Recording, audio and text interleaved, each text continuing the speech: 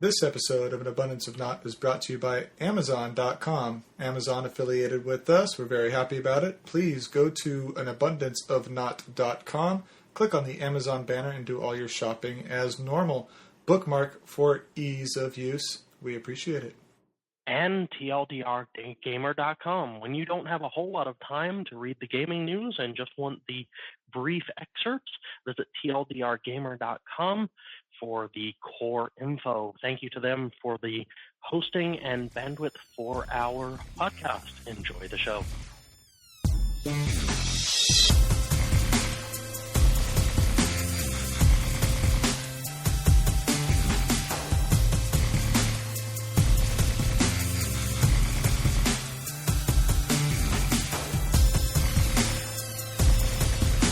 Hello, welcome in. It's An Abundance of Naught. It is March 19th. How's it going? Is that a Wednesday? No, it's it's hump day. Tuesday. That's what it is. It's a hump day. It's hump day. Hump day. How you doing? Fan freaking tastic. Marvelous. Yeah, I don't know why I'm so awesome, but I'm just awesome. I'm pumped. Pumped up. No, man, I'm good. I don't, like I said, I've just been in a good state of mind lately, I guess, and Well, that's a welcome change. that can fuel a lot of things. Yeah. Some very scary things. Like what? I don't know what goes around in your head, and I don't want to. Why don't you stay in your head and I'll stay in mine? I try to. Fantastic. What's going on with you, Brad? Oh, you know, I'm in lovely southern Alabama working on a networking project down here for the company and, you know, barely have internet. Definitely have decent cell phone, but barely have internet. And, you know, just kind of, there's not a whole lot around here. That sucks. Refresh page. All right, guys, lunch. It'll be pretty ready much. when we get back. Pretty much. I had to pre-download my articles for tonight's show, otherwise it would be 3 shows later before I got the next one up. Yeah, that's pretty crappy. Yeah. So, yeah, but apart from that, not too bad. Had a good weekend. We actually ended up, I've got two boys. They decided, the youngest decided he wanted his own space in his own room, so we spent the better part of the weekend, you know, cleaning up what was their playroom and splitting stuff up and furniture and toys and clothes and giving them each a room. So That's cool. it was a very, very busy weekend, but results, they look awesome. My wife is a wonderful arranger and interior decorator. She picked the furniture and got everything sorted and organized, and it looks great. So Nice. yeah, yep. And the kids are happy? They are. Very good. Yep. So, that was my weekend. What did you guys do? What would you do? I played Titanfall and kind of liked it. Kinda liked They it. had another open beta or something? It's Or- out. Oh, it's out. It's out. Shows what I know, man. I don't even freaking... Another FPS, just whatever. Yeah, the beta was only like a week before launch. Yeah, It was weird. Yeah, that's pretty interesting. But I got a call on my Sunday being Friday that my card, debit card / credit card, whatever you want to call it, had been compromised.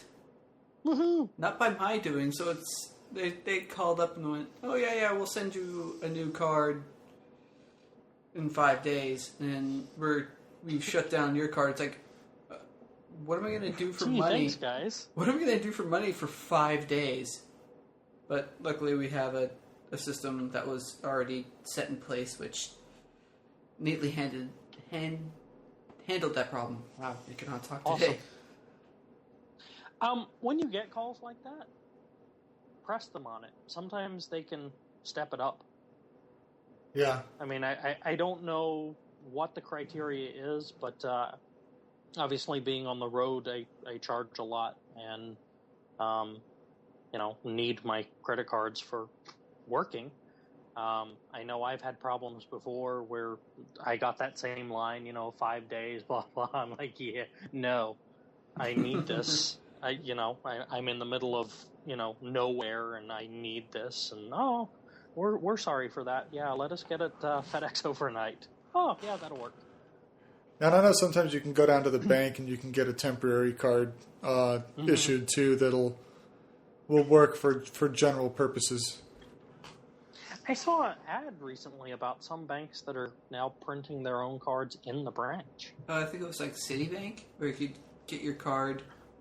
Yeah, Citi's got an ad on the radio right now that they can do it at certain Citibank branches. Certain branches, yeah. So I don't know what that's all about. I wonder how that's going to go when they change over the card types later this year or next year, whenever it is. Speaking of card types, I saw this ad on YouTube. Actually, it was really cool, and it's called The Coin. I don't know if you've seen or heard about this. I am familiar with it. That thing's pretty wicked, man. I mean, for someone who, especially like a business traveler or whatever, who can utilize multiple coins or multiple credit cards or bank cards or whatever, and has them allocated for different purposes, having something like that has the Bluetooth connection so that if you walk too far away from it, you get alerted.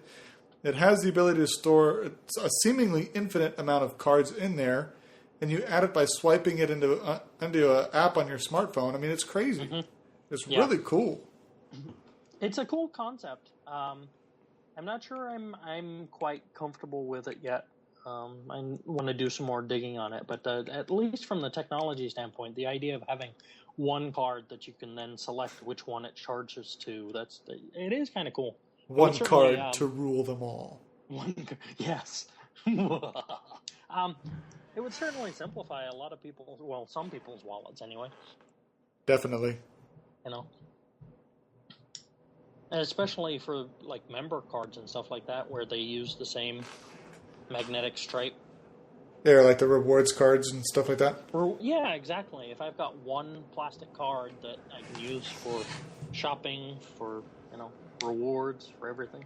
My only thing is it's got to look suspicious to cashiers, Here's this weird-looking credit card. No, it's real. I promise. Yeah, and it doesn't have any logos or anything on it. It just has their own deal. It doesn't say Visa or MasterCard or anything. And you've got to just, select the one you want and tell them, no, just swipe it. It'll be fine.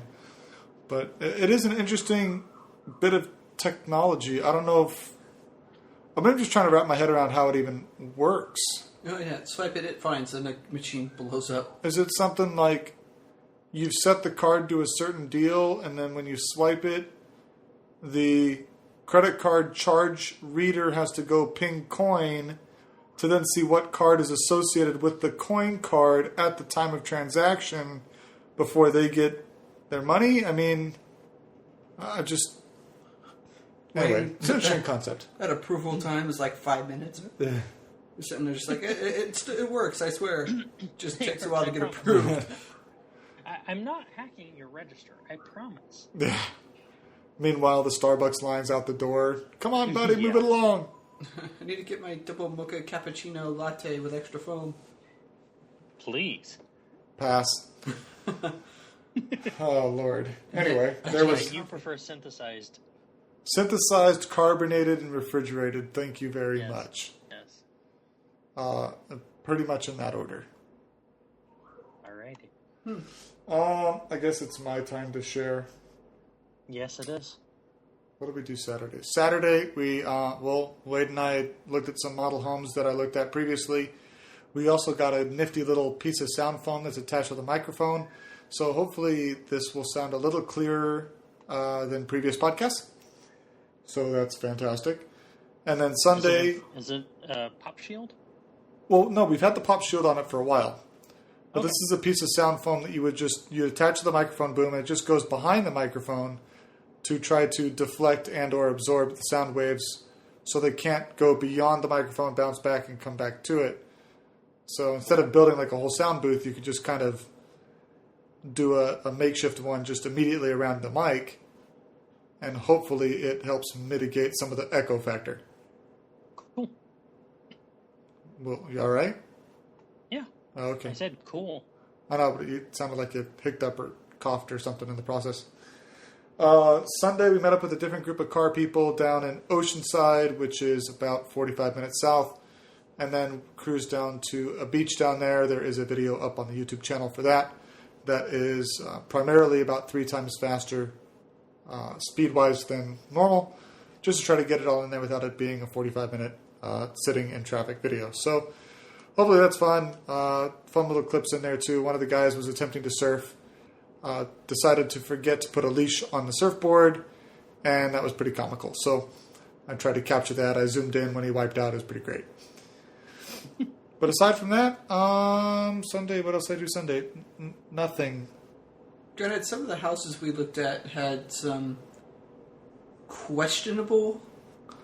Yeah, so I talked about this, I don't know, last week or the week before, but some of the houses that are going for $1 million, it's like they just put something in there because they could afford to put it in there, not because it necessarily made sense. Mm-hmm. So, where the master bedroom opens up into this, was it open air loft kind of? It's kind of a giant ass patio, almost 3-walled, only one area opened up to the outside, but then it had this, it looked like there should be an outdoor barbecue or a built-in barbecue in this one counter area. Had stainless steel doors, it had a wine rack and stuff, but it was all always exposed to the elements. It had a fridge as well, fridge, freezer kind of thing. It's straight off from the master bedroom, just one doorway away. Yeah, well, you can't get to it anywhere else than going through the master. So it's like, what's the point? It's bed to the lounge. Yeah. It's like, okay. I believe they call it a parent's retreat. Yeah, but sure. I understand having a retreat. I get it. But some of the decisions that were done was like a stone slabbed countertop that looked like there should be a built-in barbecue on it, but isn't. It was weird. Other than a source of heat and laundry and grocery shopping, you wouldn't have to leave that 2-room area. That's how set up it was. Yeah, it was ridiculous. But anyway, yeah, so aside from those 2 things, my weekend was very non-eventful. I got some more GoPro stuff and intend to use it, and that's about that. On a sad note, a year and a half ago, we being some of my family, not including Wade, were down in Hawaii for my grandmother's 80th birthday. Wade couldn't go due to work purposes and financial restraints.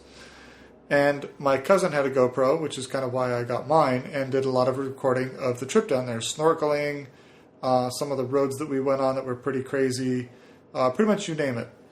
And found out the other day that his house got broken into and his Mac got stolen, and all the Hawaii footage was on his Mac.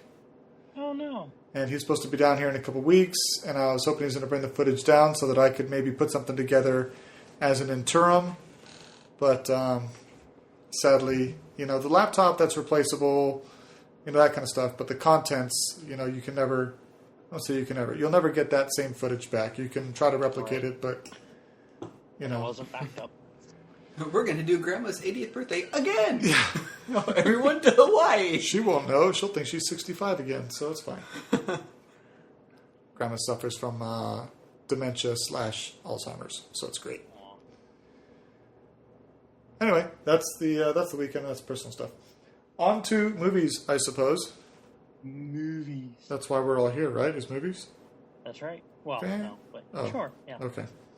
So coming out this week, we have Divergent, which is the futuristic kind of everyone has their place except for the lead character who has the ability to cripple the whole system.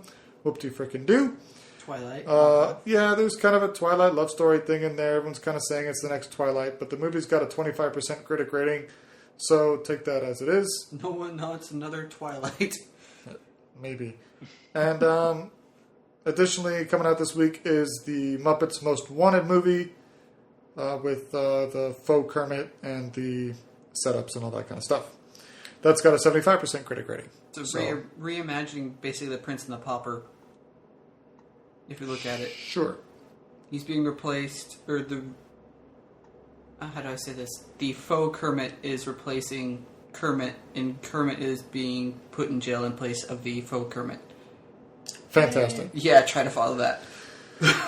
And the box office, we have Mr. Peabody and Sherman taking first at $21.8 million. 300, Rise of an Empire at 19.2. Need for Speed hit third at 17.8.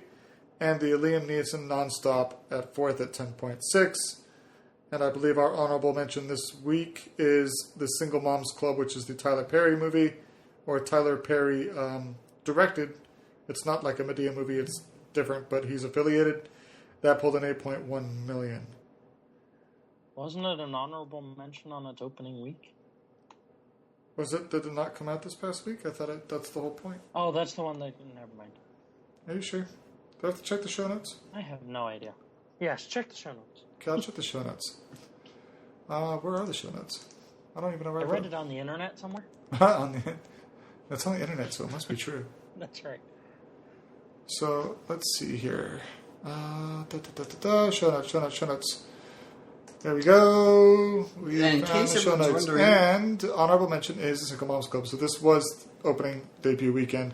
You had me guessing and concerned there for a while, but I typically don't honorable mention anything that didn't just come out, so. True. And this was pre-production, in production. What? You should have added this handle. We should have known this before going in. Yeah. Well, I did, but I kind of formulated the show notes on Monday and kind of forgot about it up till right now. And then Brad questioned me, which caused me to have significant doubts about who I am and what I'm doing. All right. Well, now to put Brad on the spot. That's right. We're going into news, and you get to start it, Brad. Let's do it. Let's do it. Speaking of, where's our news sound effect? Dun, dun, dun, dun, dun, dun. No, that's not it. You big slacker. Yes, completely. I wonder if there's anything on Creative Commons that we can snag that we can utilize. Probably. Have to look. All right. Anyway. We'll discuss that in the post show. Yay! No, news time. Yay! News. Let's do the news. Live from the studios in Alabama. Wow. Remember we covered a couple months ago, it was late last year actually, the head of Xbox Entertainment flopped the entire Xbox One launch and then left and went to Zynga. Was he the head of the Xbox One, or he was definitely the proponent for the internet connectivity factor? Yeah, I thought he was high up in there. I thought it was way up. I think he was too. I think you're right. Anyway, this week, another senior member of the Xbox team, the Xbox Chief Product Officer, Mark Whitten, has left Microsoft. So that's two of their big guys out now. And he has gone to Sonos. I don't know if you guys are familiar with Sonos. Not. Nope. They are a audio company. Speakers, speaker accessories, and the like. Single speaker surround sound systems, that kind of thing. Okay. Sonos soundbar. It's interesting to me because you'd think a company with the backing of Microsoft would have the ability to offer their employees substantial reasons to stick with the company, pay, work environment, whatever. They can kind of afford to do whatever they want. Unless they didn't want. And yeah, so there's got to be some other factors that are leading to these senior executive departures. Makes you wonder, those departures that you hear about where it's not so much a case of you're fired, but you will be leaving now. Yeah. You can choose to leave with the severance package, or you can choose to leave without one. Make your choice. Kicking and screaming. I took the liberty of pre-writing your resignation for you. Yeah, sign on the dotted line.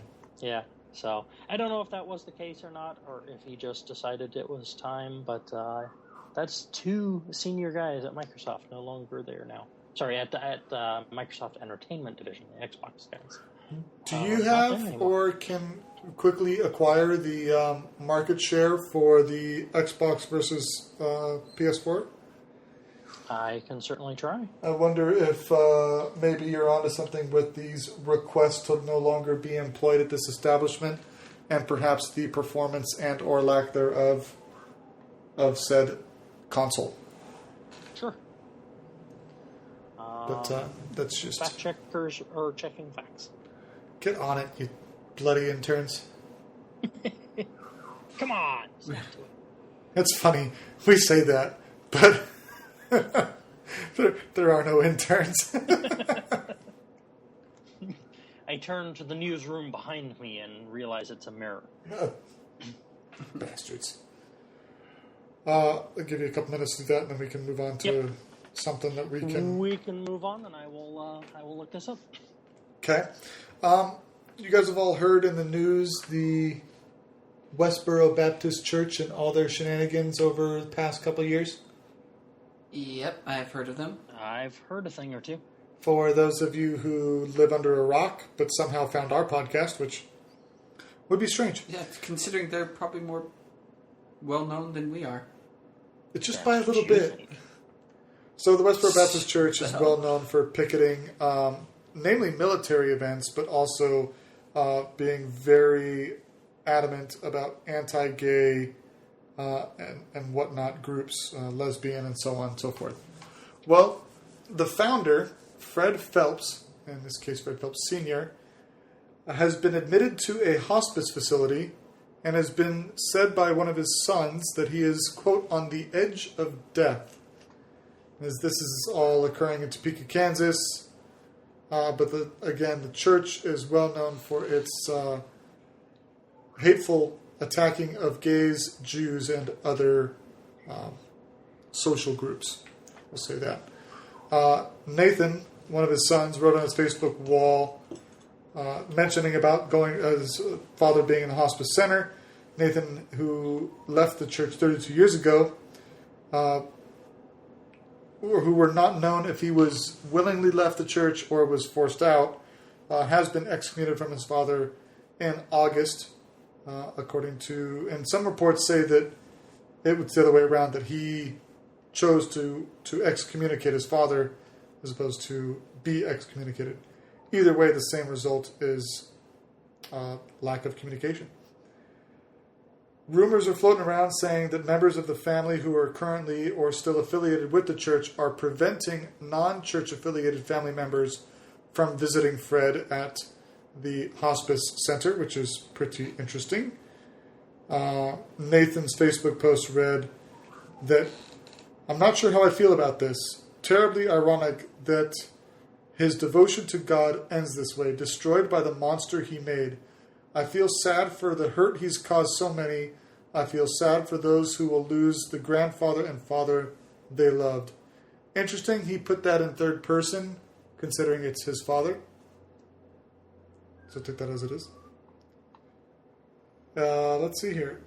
Some gay activists have come out and said that they, in a way, actually owe Fred Phelps a token or owe him some gratitude in that the hostility that he's shown towards gays and other groups strengthened.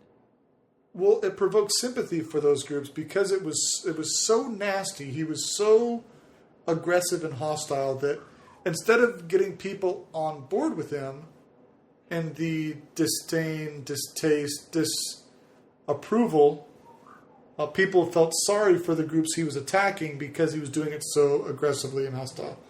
So it brought attention to it, and it was said really well here too. His gift is that he showed how religious hostility, or how repulsive religious hostility can be. So it's really, really kind of interesting there. A spokesman for the church has come out and confirmed the rumors of Fred's ill health. There is a mention here that Fred has been voted out of the church that he founded. The church spokesman refused to comment on that. Is he not mean enough now? Well, what I read is that he was actually trying to advocate for a kinder approach between church members. And it says that he was voted out as a result, which is kind of interesting because says between church members, not between, not a kinder stance or a less aggressive stance towards outsiders. So that was interesting. It was also mentioned on Yahoo that the LGBT, which is the lesbian, gay, bisexual, and transgender group, who has been protested against by Phelps and the Westboro Baptist Church, is taking the high road and asking people to respect the family, respect his final moments, and his passing and whatnot. So, kind of interesting that the beast is being humane, and the humane group, or the self-proclaimed humane group, was the, obviously as we've seen, is the nasty one. Yeah, I find it interesting, that the tables have been turned like this, and obviously I'm not considering, gay and lesbian and Christian as being mutually exclusive. I don't believe that, but through their stance, they obviously have purported that. So to take their stance, it's interesting that while they're purporting to be Christians and, it's supposed to be, caring for your neighbor and fellow acceptance man. And all God's children and all that sort of. So, here are these, and I'm using air quotes here, putting it in their words. Here are all these sinners that are going to hell, and they're the ones that are being the kind and compassionate and caring, and just leave them alone. Meanwhile, the people that have set themselves up on a pedestal have been nothing but nasty the whole process.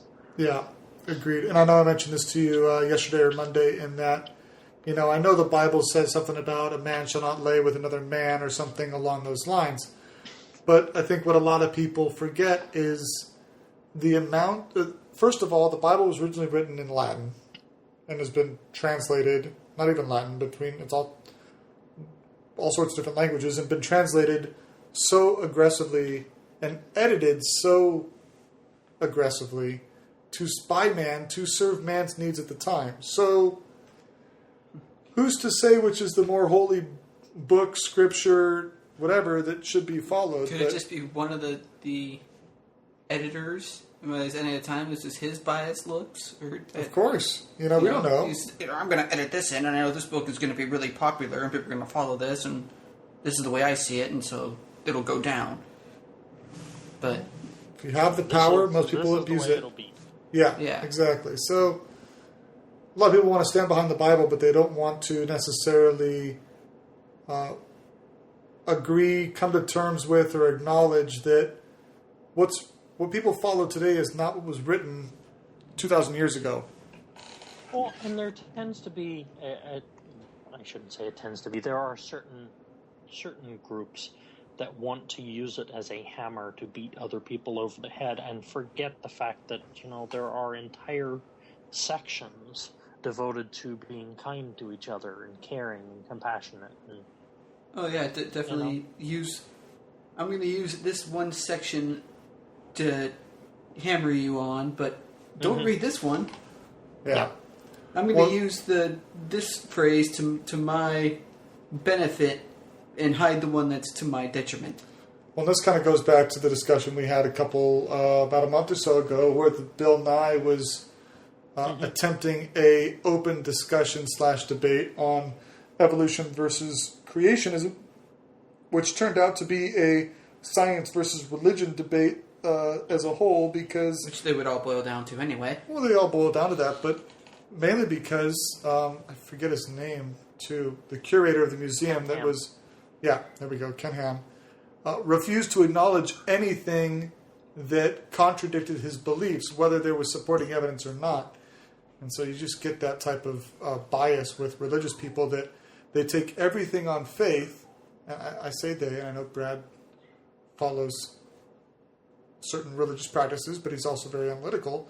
Most aren't. There's a lot of people out there who will take the book. The book is written, and that is it, and I believe in it, and nothing else can be right whatsoever because it's not here. My grandmother doesn't believe in dinosaurs, regardless of the fossils and the skeletal remains that we find, because they're not written in the Bible. Right. So, and the discussions about how old the earth is when the Bible says it's X, but science has proved that it's not that. But And it's supposed to be a guide for good living. It's not a book of the complete history of the world. agreed. Well, it's actually funny too that and this kind of follows up to a couple weeks ago. We watched with my daughter The Prince of Egypt, which is the story of Moses done by DreamWorks, I believe. It might be Disney. I don't remember. And I didn't necessarily realize it was that when I just saw the title on Netflix. We just played it. And, in the story of Moses, God says that, you need to slaughter a lamb and put the lamb's blood on your door, and that way I know that you have followed my preachings, and those who haven't will be struck down by my wrath. And I kind of looked at my daughter and I said, how good is a God that says he's going to kill everyone's babies? Mm-hmm. She kind of looked at me kind of dumbfounded a little bit.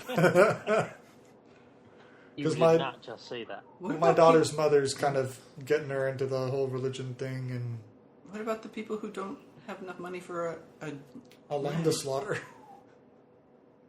Who knows? You go next door. Hey, could I borrow a cup of lamb's blood? Yeah.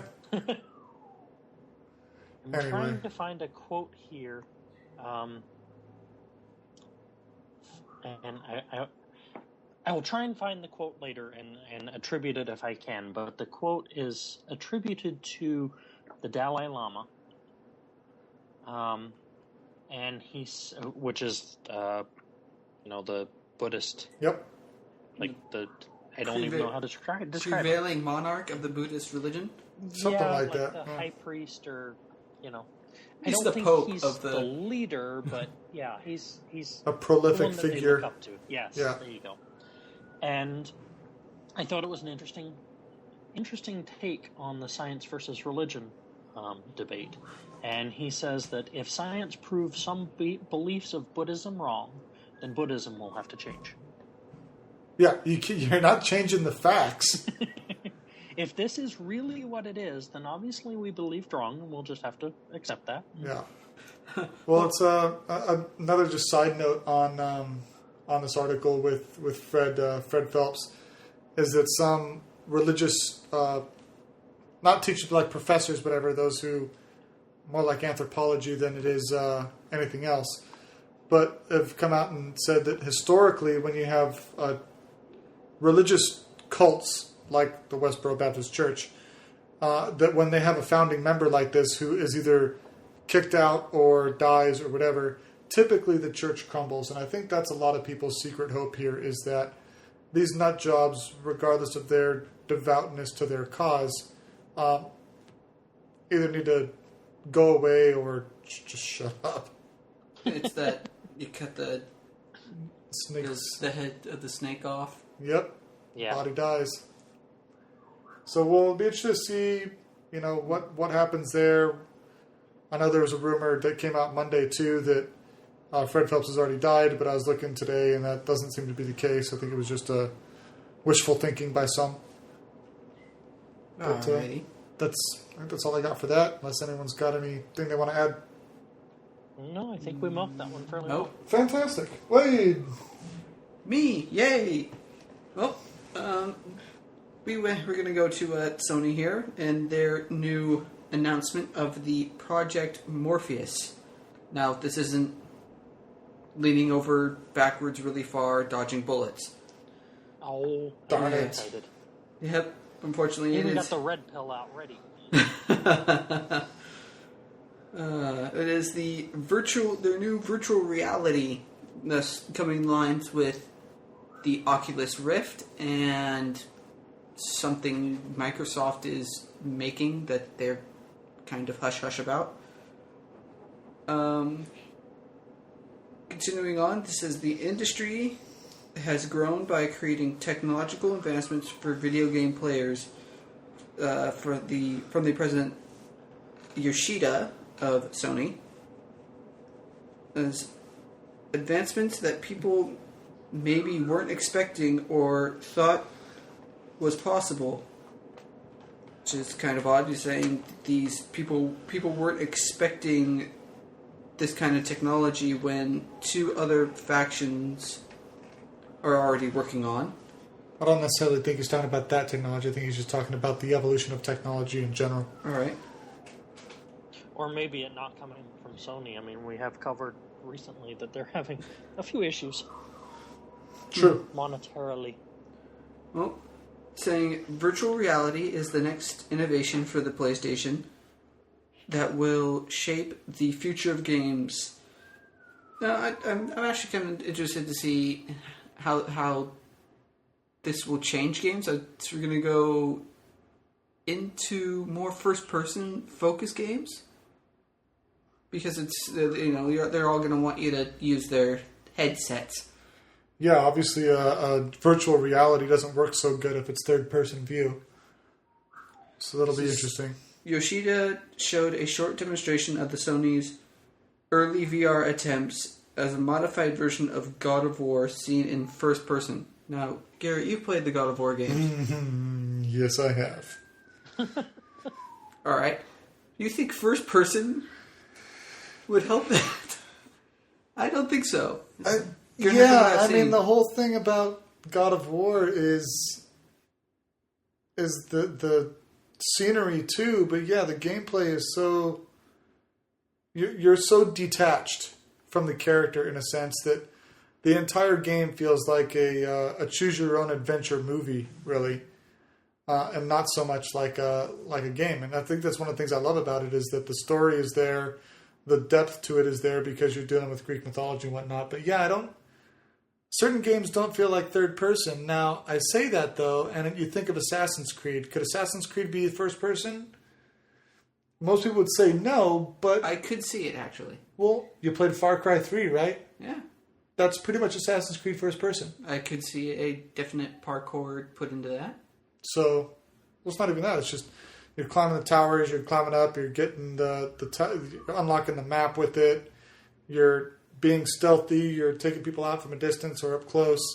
I mean, Far Cry 3 is about the closest thing you'll see to a first-person Assassin's Creed, and it's doable, but it means you're not going to be able to market this to World of Warcraft players, MMO type of games.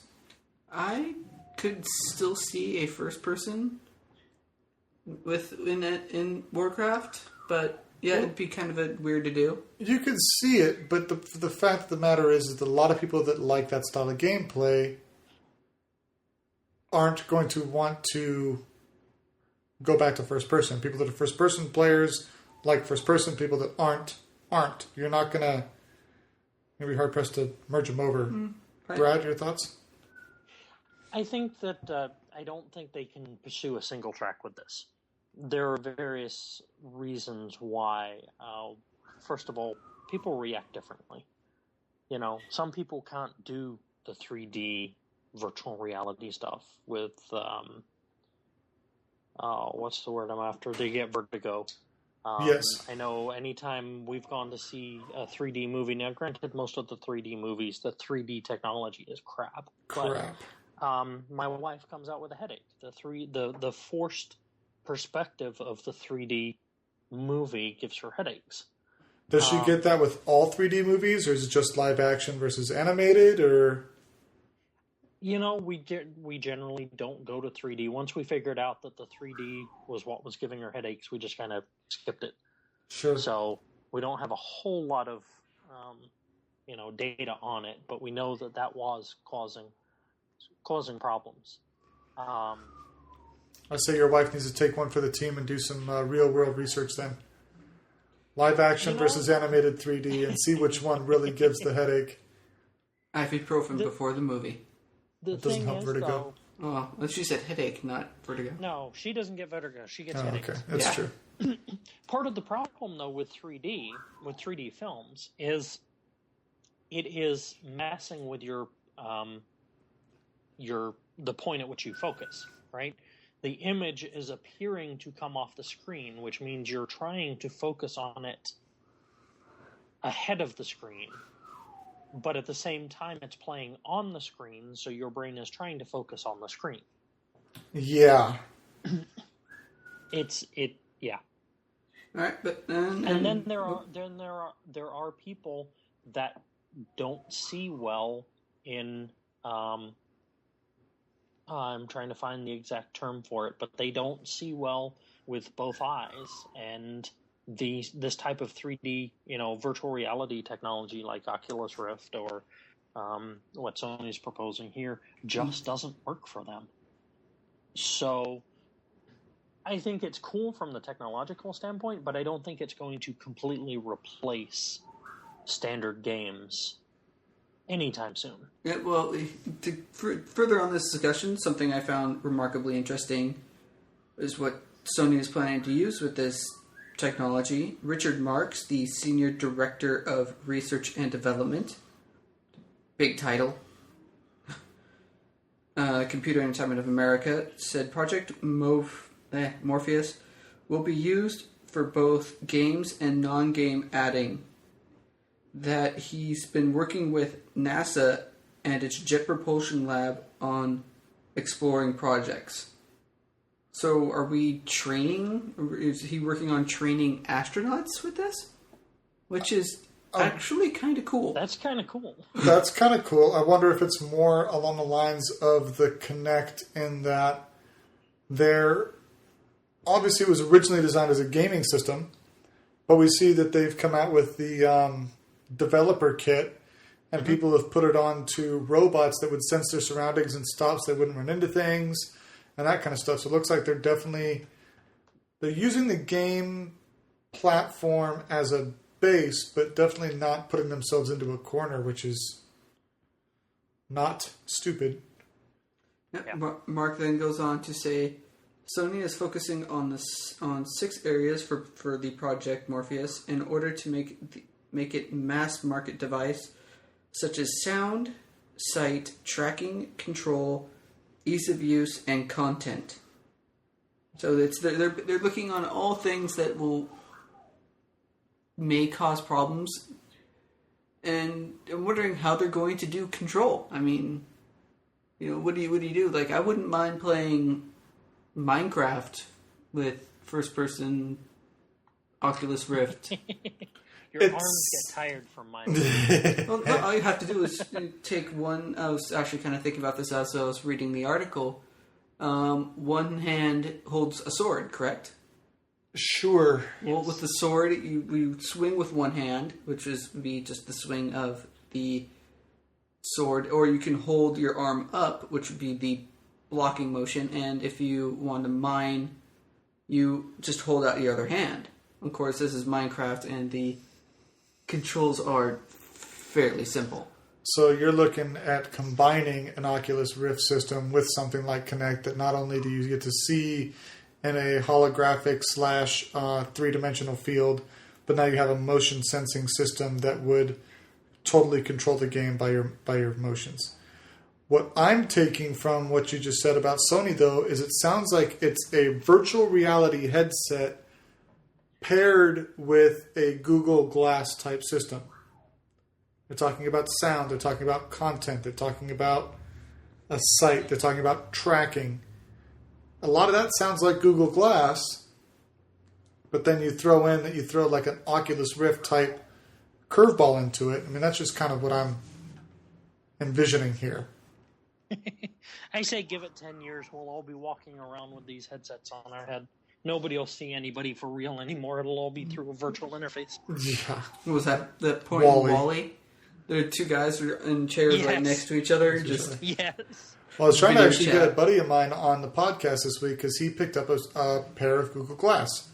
So I was trying to see if I could get him on to talk about it, functionality, likes, dislikes, capabilities that he's seen so far, but schedules didn't line up, unfortunately.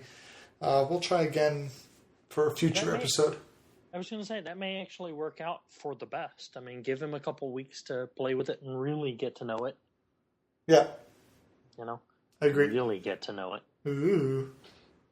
Continuing on, they're saying Morpheus will use Sony-developed 3D audio technology that recreates position sounds such as footsteps climbing upstairs below them. I'm guessing below them referring to the player.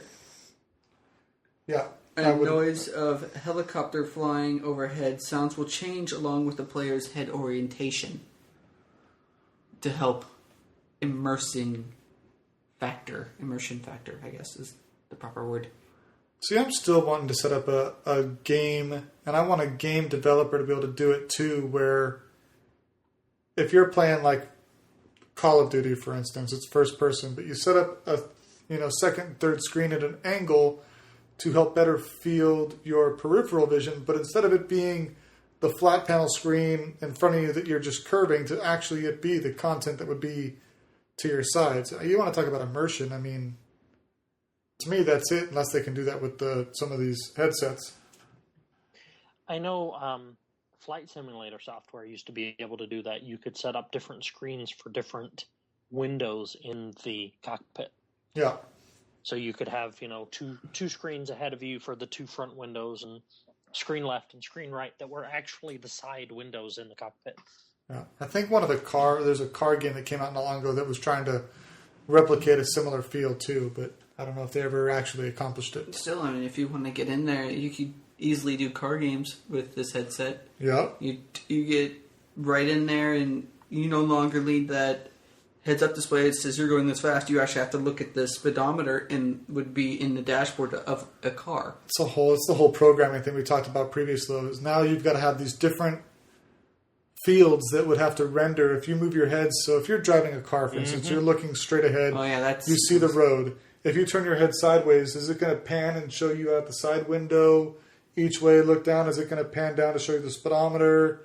I mean, you've got a lot of content now. We talked about this previously that would have to be coded, rendered, or available to quickly render at.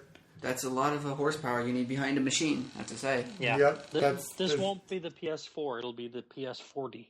Yeah. Sad to say. Well, very cool. Anything else on Morpheus? No, it would just be interesting to see it come to fruition. I wouldn't mind giving it a test myself. Both Morpheus, whatever the heck Microsoft is working on, and the Oculus Rift. So, with 3 different headset peripherals coming in, what are we going to do? I think Microsoft has shown their hand. They're working on being able to change channels with a nod. Wow. Not even telling though, man. I still don't understand why the Kinect can't be sold as a computer control system and replace the mouse. I would have one if I could move my hand around and it control the mouse cursor on my screen. How would you click? Mm-hmm. You hold it over there for a while, or maybe just like with the Kinect. Yep. Maybe you have an alternate place for your second hand that would be like your right click. I don't know. So, a little bit of housekeeping here. Okay. The term that I was looking for that would not be able to use this device, it's called stereo blindness. Okay. It's where the eyes don't focus in the same. Stereo properly, yeah.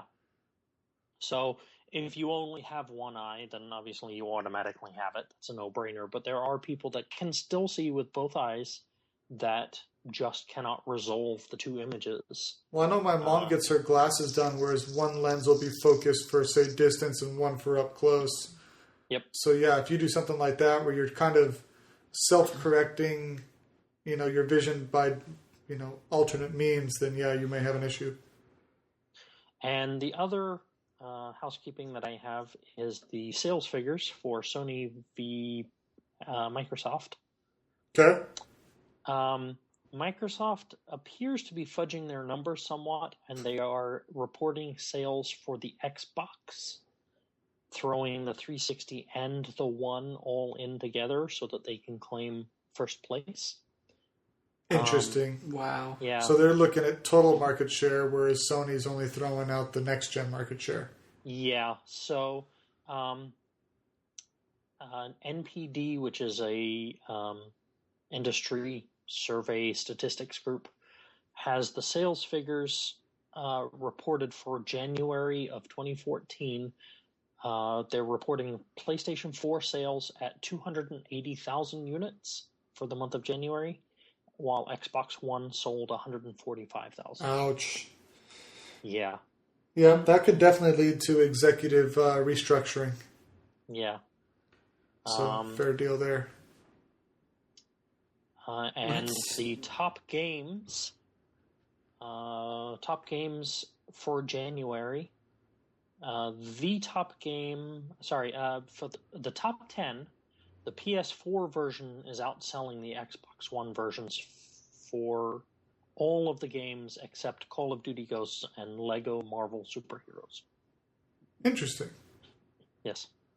What does that say about the demographic buying the systems then?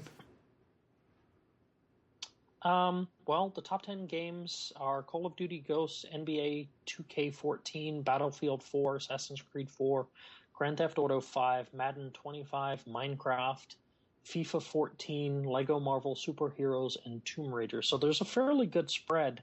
Oh, that's right. I forgot that Minecraft jumped ship from Xbox to Sony. But it's only available for 360 according to this list. It's available for 360, correct. But it's available for PS4.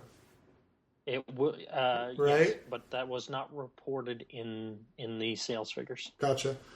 Well, speaking of games, I was talking or thinking about this earlier. We watched Once Upon a Time on Sunday nights, which is the play with all the fairy tale characters, anything from Snow White to Mulan to Wizard of Oz and all that kind of stuff. Hook, Pan. Yeah, all of it. Right? You name it, it's there. It's pretty cool, actually. It's pretty well done. But in an episode this past week, it showed the main character, who is Jennifer Morrison, who played Dr. Cameron in the House series. She has a son, and they were playing Diablo 3 on, I'm guessing it was the PlayStation. I can't tell. And I thought, even though Reaper of Souls is coming out, I wonder if my daughter would like to play Diablo, and would it be worth for me to get it for my PlayStation so she and I could play together? Or is she 8 and is it over her head? Usability 4. I don't know what that is. I think she'd have fun. I mean, she picks up. We watch YouTube videos, and she goes and grabs her tablet and is playing Minecraft Pocket Edition while we're watching Minecraft videos. So I don't know. To be honest, Minecraft is a little bit more simpler to control than Diablo. It is. It's a couple buttons on Minecraft with a hotkey-based Diablo 3. That was just a thought. Just thinking about it. You could always try. Keep your thoughts. Keep your thoughts to yourself. Jeez. If I wanted to know your opinion, I'd give it to you. That's right. Well, I'm sorry I beat you to the punch. Yep. But not really. Moving along. Well, moving along, we're at 52 minutes, so it looks like we kind of shortchanged you on your discussionary topics. You really did. So I'm going to skip my discussionary topic. I will table it, and we will come back to it. I do have another quickie that I wanted to touch on.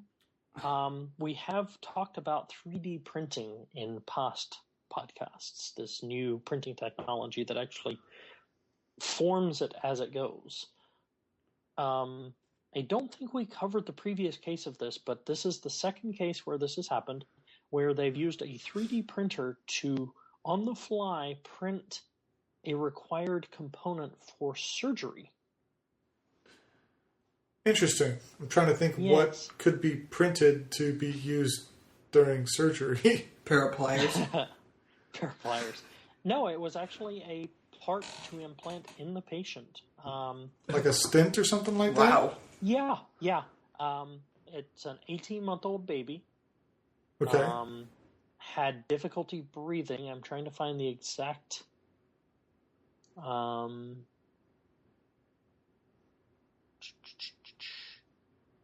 Oh, no. He was absent a pulmonary valve. Because of the pressure that this put on his airways for his condition, he developed severe, I'm going to attempt this here, tracheobronchomalacia, which is a softening of the bronchi that leads to difficulty breathing. Yes, it's all throat stuff. Yep. So pulmonary valves, we've got practice replacing those. But the bronchi apparently is a lot more difficult. So his was so weak that they would often collapse leading obviously to difficulty breathing. So what they did was they took him into surgery, and the University of Michigan doctors and engineers worked together to measure where it would need to go, and then the engineers took this back to their lab and 3D printed a splint from biodegradable material and implanted it in, and to provide the support that his body needed to allow the natural processes to grow back, and reinforce it. And the splint would dissolve. It's pretty badass. So, Yeah. it is. It's really cool. Between using VR headsets to train astronauts and creating vital bodily parts with 3D printers, I mean... We live at an exciting time in history. Yeah, sometimes I like where science is going, other times not too much, but this is one of the times I like where it's going. Yep. I see humanoid robotics not far in our future. I mean, we got Nismo, and yeah, that's cool, and whatever. He walks around and waves or some crap. But talking about, like, something that's useful. Although I wonder, is making a humanoid robotic even really worth it? I mean, we do so much to keep us balanced we don't even realize, but to try to program that into a robot is probably extensive. It's probably better off to be something that's on tracks or tripod or something like that. 4 legs, or that thing was self-balancing as well. Remember that? The big dog? I'm not sure humanoid robots, and here we go making statements again. I'll probably live to regret this, but I'm not sure. We hope so. I'm not sure humanoid robots are the way of the future. I think it's these little things that we're doing to make our lives easier. It's cool to contemplate the possibilities, and obviously enough movies have been made about it. Both sides of the coin, iRobot and Bicentennial Man, and Terminator. There's good and bad. I'm not sure I want to be around the day Skynet becomes self-aware, but it's. I don't know that we need full human replacements. I think it's these little things, being able to custom make body parts when needed. I mean, that's cool. You think of prosthetics and how these 3D printers could totally revolutionize that, because instead of them taking molds of a limb or something like that, or they can take a mold, but then they can, instead of trying to maybe raw fabricate or whatever, they can literally lay it down bit by bit, layer by layer. And print it exactly to your specifications. Yeah, that's pretty cool. Here it is custom made just to fit you. It kind of destroys the donor list, doesn't it? The donor program? Well, I don't know that we're quite there yet, but it would be cool if we could. I mean, what if we could do complete organ replacements? Artificial hearts, artificial livers. Well, we've seen them grow body tissue on, like, rats, where they did, like, cartilage, where they actually grew ears. Onto a rat that they could, for all intents and purposes, transplant to someone who may have had some type of injury there. Yeah, but when it comes to functioning organs, we're not quite there yet. It's tricky. No, we're not. But I mean, we've certainly come a long way, and it's an exciting prospect. But someone's looking at an old iron lung from way back when, going, "How could we implant that?" We're gonna need a bigger rib cage. Get the spreader. So, on the plus side, just to wrap up this article, the baby is doing well. Since the procedure, his airways have remained open, and he has reduced his ventilator levels by 75%. Fantastic. Started to eat baby food, and they expected, I don't have a follow-up, but they expected to remove the IV medication yesterday. Awesome. Yeah, it's exciting. I just had a thought is, instead of person by person, when we have decent 3D technology, when it's more mainstream, is that you could even start to abolish world hunger. I mean, if we get to a point where we could 3D print a flank steak. Well, you're just talking about meal supplements, and I mean, stuff like that's... You're never going to 3D print a piece of food, but when it comes to, like, military MRE packs that's, like, just add water or whatever that is small, compact, but full of the nutrition, I mean, let's face it, we have the ability, humans now have the ability to abolish world hunger. We just have to choose to do it. You just need to privatize it. Is how. How can you privatize giving food to someone who can't afford to buy food? Someone will find a way. There's always it's not going to be privatized. It's going to be donations. No. It's going to be a global shift for the greater good of humanity. That's what it has to be. Because companies are in it to make money, and there's no money in giving it away. Exactly. And that's why it hasn't changed. But I would take a little bit of argument with you on we won't be able to print food. Why not? Why over process the process? For lack of a better way, I mean, if you can create a man-made supplement, food replacement supplement, why go through the added process of putting that into a 3D printer to have it print into something that may look more, I don't know, storage, reduce land clearing, I'm coming at this devil's advocate. I know. Yeah, devil's advocate and semi tongue-in-cheek, but could the ability be there? Sure. Do I see it as being useful, vital, or worthwhile? Absolutely not. Okay, so here's the basis for my argument.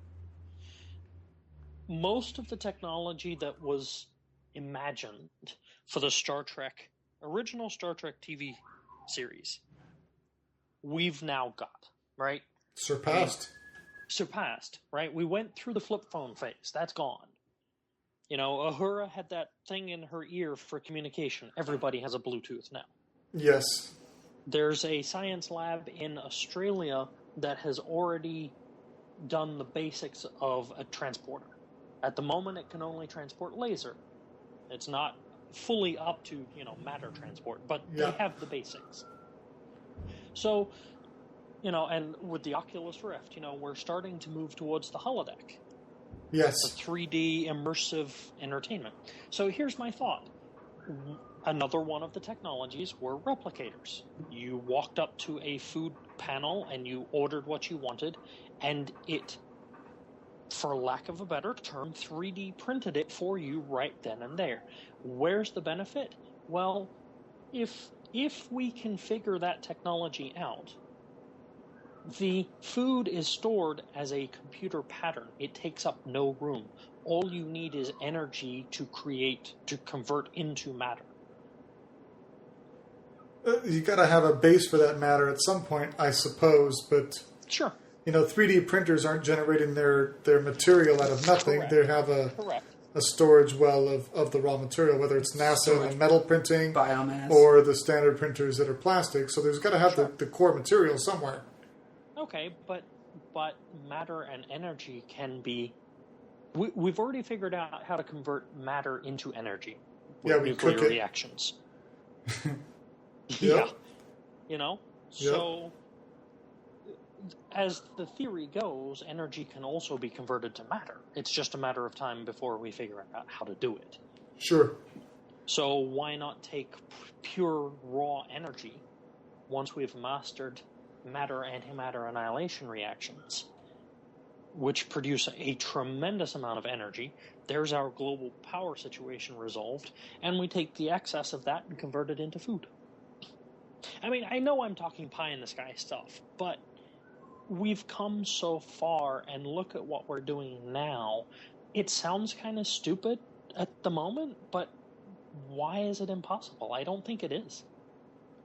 They're already creating basic flesh for these people. We just went through this. Why can't you create basic, flesh, meat, and muscle tissue, for food?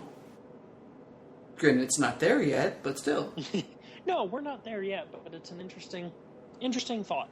A synthetic protein that this could go on for a while. Cultivates or cultures itself into a mass that would resemble muscle tissue. Yeah, we could be here for like another hour speculating this. So I think we need to. We could be here all night. Yeah. What some. is flavor but a chemical reaction between,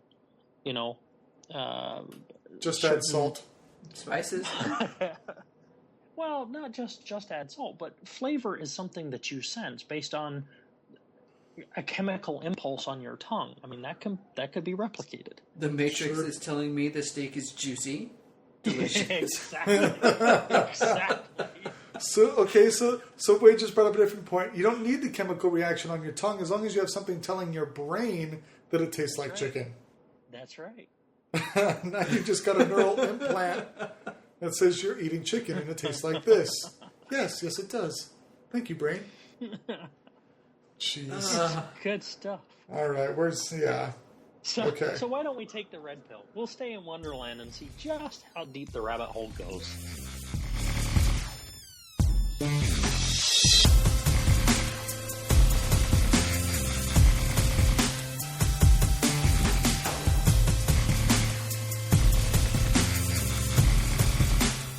We here at Abundance of Naught do appreciate you listening in and would also appreciate you sharing us with your friends via the Stitcher Radio app and also iTunes. Don't forget to follow us on Twitter and join us at Facebook. Thank you.